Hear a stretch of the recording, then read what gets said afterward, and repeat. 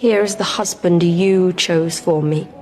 The king promised that anyone could marry the princess with one condition. They had to correctly identify what animal the hide came from. The first to try was a 40-year-old prince. The princess wasn't fond of him, but in front of her father, she had no choice. The prince examined the hide carefully, then declared it was hippopotamus skin. The princess nervously glanced at her father. The king told him he was wrong, and the princess breathed a sigh of relief. Next came another prince who knew all about animals. He studied the hide closely, then confidently announced it was buffalo skin. But the king quickly shot down his answer too. Then a handsome young prince arrived. The princess liked him immediately, so she told her father she wanted to marry this prince, and asked him to lie if his answer was wrong. But the king was a man of his word. The young prince looked at the hide, then confidently told the king it was elephant skin. The princess looked at the king hopefully, but unfortunately, he said the answer was incorrect. The princess was devastated. Just then, a towering wild man burst into the court. The guards immediately blocked his path, but the king said the contest was open to anyone. The wild man knew everything about animals because he survived by hunting and eating meat. He simply sniffed the hide, then answered that it was flea skin. The king froze. The princess was terrified. The king said nothing because the wild man's answer was correct. The princess left in tears. It turned out the king had raised a flea as a pet since he was young. Over time, it had grown enormous. One day, when the flea reached the end of its lifespan, it finally died, and that hide came from that giant flea. The next day, the wild man came to take the princess home. She was terrified,